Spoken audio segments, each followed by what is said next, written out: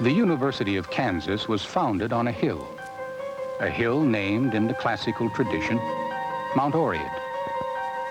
The university seal, too, featured classical symbols, especially one showing the sanctity of truth revealed, Moses kneeling before the burning bush.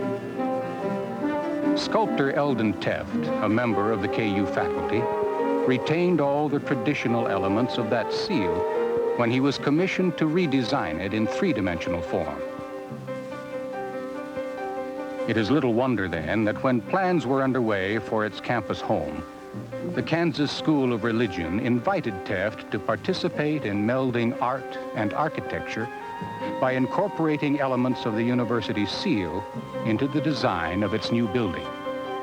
The burning bush theme was to be in the form of a stained glass window facing an area in which a sculpture of Moses was to be installed. As Tefft pictured the work in his mind's eye, he felt that while activating the architectural space, it must relate to the scale of the window and the building as a whole, yet not overwhelm one approaching the entrance, nor obscure the beauty of truth depicted in the window beyond. Massive, yet ethereal, were the words running through Tefft's mind, words describing a Moses that as yet no one else could see. And it was to be 15 years before his dream was realized. 15 years in which the bare bones of the work had first to be fused together, every measurement of the inner structure corresponding to the proportions of similar supports within the sculptor's tiny model. Days went into the fashioning of the primary armature, while it grew to dwarf its creator.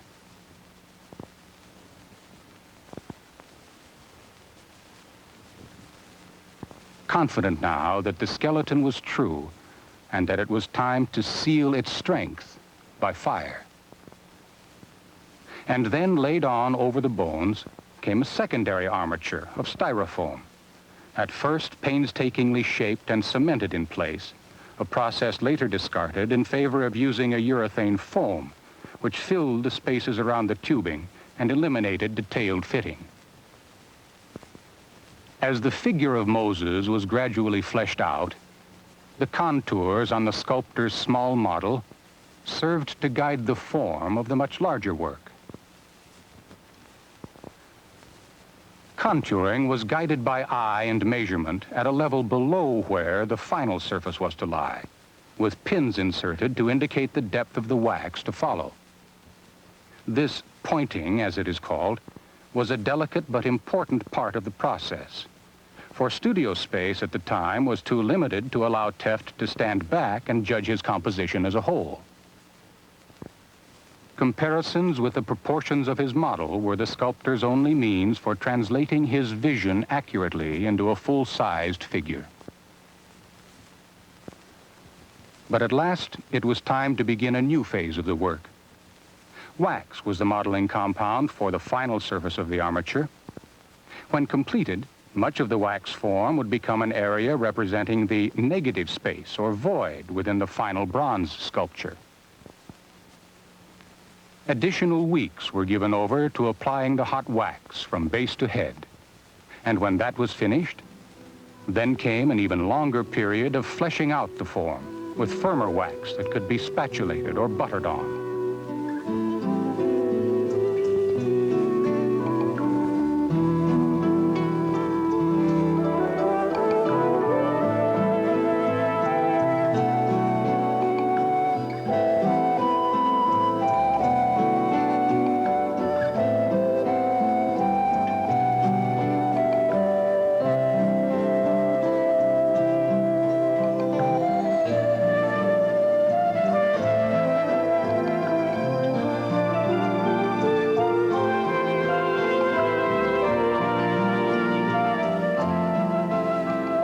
Genius has been defined as an infinite capacity for taking pains.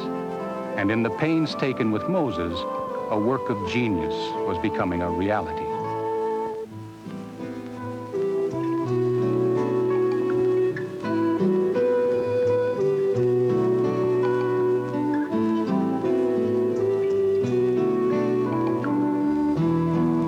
Like its biblical counterpart, this Moses came in for its share of wandering. Conceived in the sculptor's home studio, then enlarged to full scale in another studio, the sculpture was moved by horse and student power across the campus again to the foundry where its final modeling and eventual casting would take place. The years of effort were sustained in part by treating each element, a knee for example, as an individual sculpture, checking its form against a plaster cast of a human knee or against the model so that there was a sense of completion from time to time.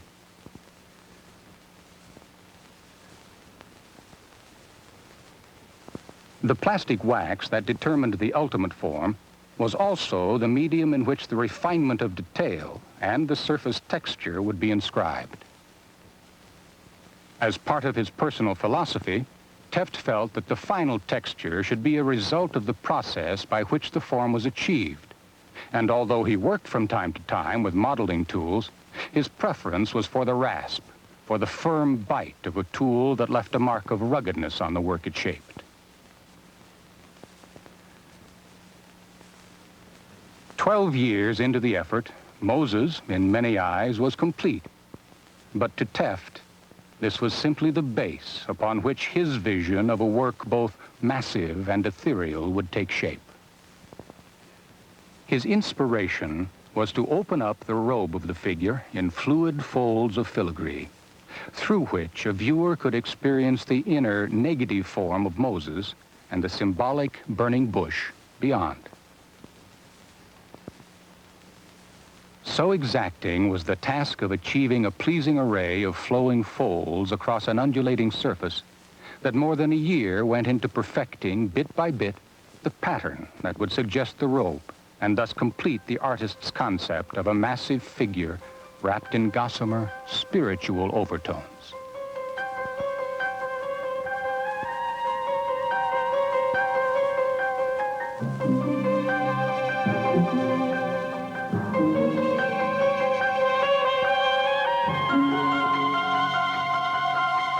The stability of the completed sculpture was a factor in planning the swirls of the robe, which had to be heavier toward the base to support the weight of the bronze above, but could lighten toward the top, where they would be subjected only to the buffeting of the elements. At last, form and texture matched the artist's inner vision, and the full-scale model was sealed. Aluminum shims were then inserted to section Moses into manageable parts. Each section was determined as the ideal area from which flexible molds could be withdrawn without either damaging the sculpture or later distorting the wax pattern which would be taken from the molds.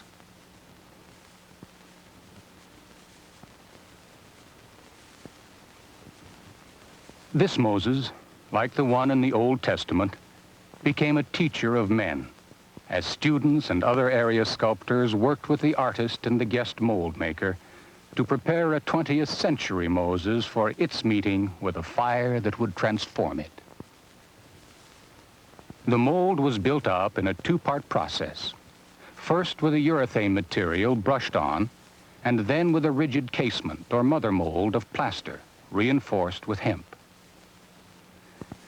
Sculpture in its various stages is time-consuming, laborious, hazardous, and messy. This step, mold making, is an excellent example of the latter. Once the casement mold had set up, it was removed.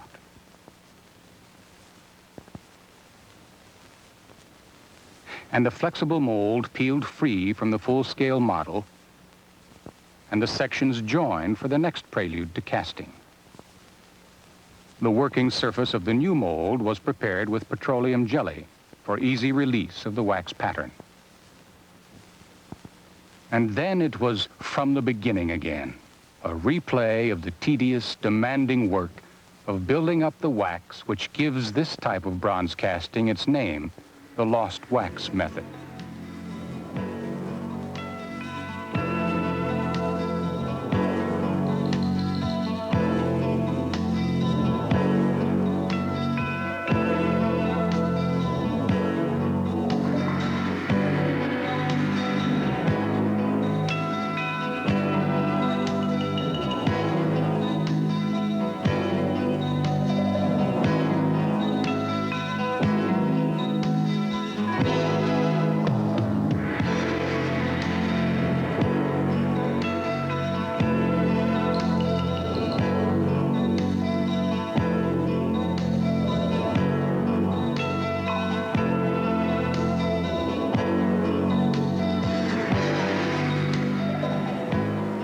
The thickness of the bronze, which replaces the burned-out wax when the molten metal is poured into the mold, will vary depending upon the weight to be supported by each fold of the robe.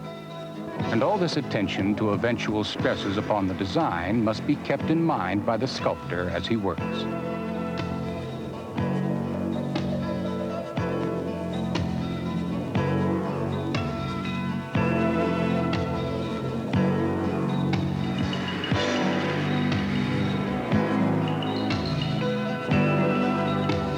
With the wax pattern sections completed, the mold was reassembled, clamped, and tied with hemp and plaster.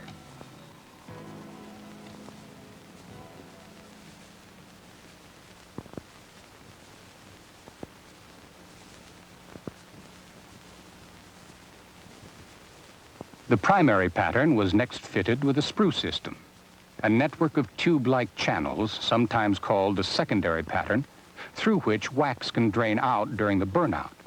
More importantly, through which the bronze can flow into the void left by the lost wax. The core, or internal investment, was first mixed and then pumped to fill the area inside the wax pattern. When the inner core was solidified, the rigid casement and flexible molds were removed, and the wax surfaces were checked for imperfections. An infinite capacity for taking pains. Here, so close to completion of all the unsung work of creation, the artist must still take pains to smooth away the seam marks and erase imperfections in the mold. Until finally, the thermocouples for recording internal temperatures could be put in place and core anchors inserted in solid areas. Next, a flask made of reinforcing wire and building paper was constructed and sealed. Investment was pumped into the flask to form the exterior of the mold. With the building paper peeled away, a wall of furnace blocks rose up to complete the burnout furnace, one especially designed by Tefft to combine the flexible size of primitive furnaces with sophisticated controls in keeping with contemporary technology.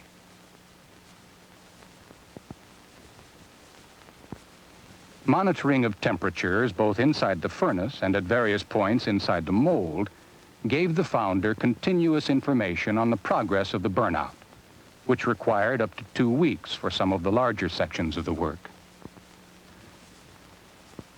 As the wax burnout was completed, the mold was stripped of its firing bricks and moved by crane to the founding pit.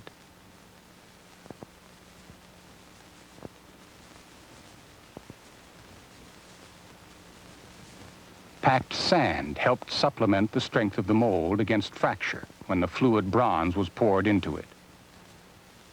Silicon bronze was the metal used in the pour.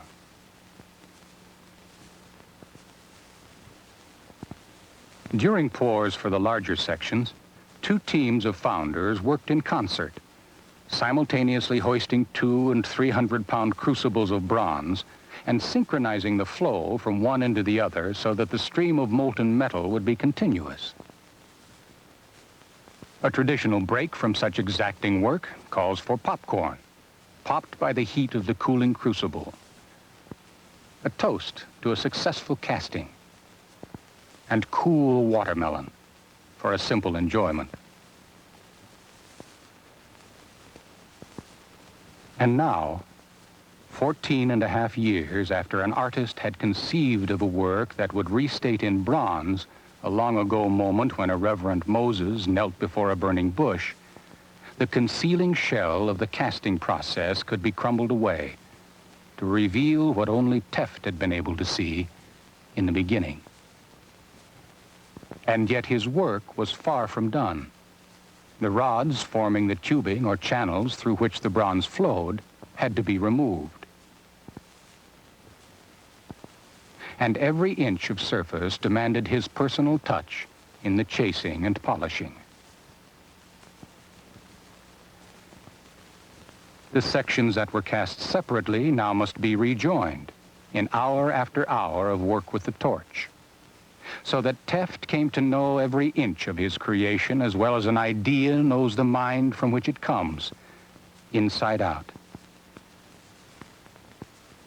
The last section to go into place, the head, closed off the interior.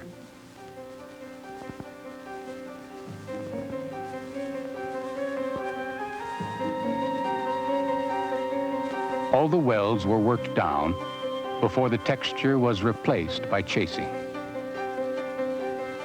Then, following a final cleaning to blend the whole surface, the sculpture was patinaed.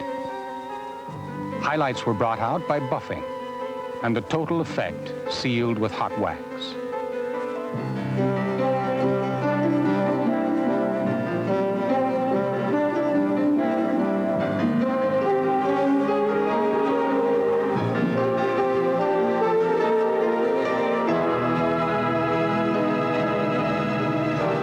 Now, after 15 years in the making, 15 years of dreams, sweat, toil, and anticipation, this Moses was to make a final journey towards Smith Hall to serve as counterpoint to the building designed for the School of Religion. There have been so many dramatic moments between inception and installation that it would be hard to choose the most dramatic. Yet, as his masterwork arcs across the few remaining feet toward its base, surely the heart of Elden Tefft must beat faster to see it settling into place at last. Moses on bended knee before the blazing glory of the burning bush.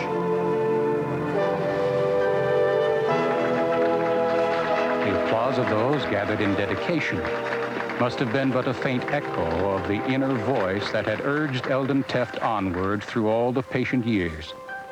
Years in which the vision here revealed belonged to him alone. Today, he gives it over to others. Others who will live with it for only a little while, and then be on their way.